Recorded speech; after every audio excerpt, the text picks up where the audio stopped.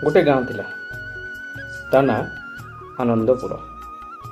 एठाकार लोक माने साधारण जीवन जीविका करुले।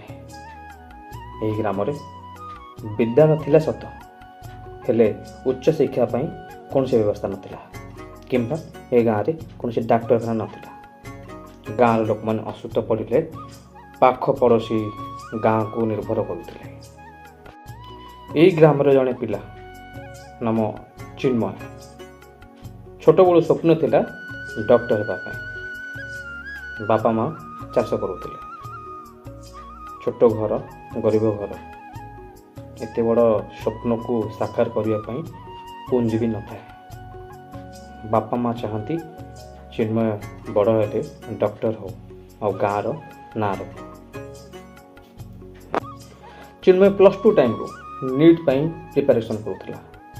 गाँव में गोटे छोट इंटरनेट दुकान रू कंप्यूटर साहाय्य पढ़ार प्रणाली एवं पाख पड़ोशी गुरुजी गुरुमा निर्देशक में पाठ पढ़ुला। ता पाठ पढ़ा स्टाइल किसी निरा थिला। आखि लाल होगा पर्यंत से पाठ पढ़ुला किंतु से केबे आत्मविश्वास हराई नथिला। 2 वर्षर उद्यम पर चिन्मय ऑल इंडिया नीट रे 3285 मार्क आनिला। आ से कटक एसबी मेडिकल ले एमबीबीएस मनोनीत है। यही समय गाँ लोक चिन्मय उपर गर्व करुले। गोटे चाषी घर पिला एसबी मेडिकल एमबीबीएस पढ़ाटा सहज कथा नुहे। 6 वर्ष पर डॉक्टर चिन्मय गाँव को फेरती। शतकसर पढ़ा शेष करी से जड़े अभ्यासी डाक्टर होगा चाहते। गाँव वृद्ध वृद्धाई छोट पिला शिक्षक एवं बापा माँ से दिन को अपेक्षा करते कि पुओ डॉक्टर हो गाँव में सेवा कर। गाँव में एक छोट अनुष्ठान आरंभ है। सेठी शिक्षक गोपाल सारा मंच चिन्मय को एक उदाहरण दे गाँव मध्य संबोधित करते।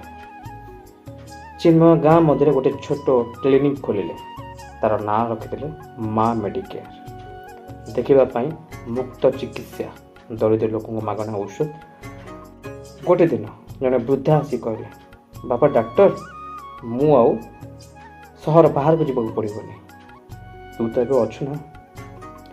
चिन्मय नीति दिन गाँव में चली वृद्ध गर्भवती महिला छोट पिला मान को चिकित्सा करुले। से केवल डॉक्टर नुह से एक स्रोत थे। गाँ लोक समस्या शुणी साहाय्य करुले। गोटे दिन जड़े लोक चिन्मय गोड़ तला शिकांत सार धन्यवाद मो पिला को बचाई देथिबारु गभीर ज्वररू ताकू उद्धार कर। चिन्मय कहले ये गाँ मोर एठी मु जन्मी एठी मु बढ़ी तेणु एठारे सेवा मोर धर्म और मोर कर्तव्य। यही क्लिनिक पाखरे एक छोट घरे से शिक्षा केन्द्र आरंभ कले। एठी गाँव छोट पिला मानकू पढ़ेवा पई आह्वान देले। डाक्टर होगा स्वप्न देखाइले। यही कहानी आम शिखिले शिक्षा और संघर्ष मिसिगले गाँव जड़े गरीब पिला डाक्टर हो जाए जी एक नुआ आशा हो गाँव और समाज एवं देशर सेवारे मन दे पारे।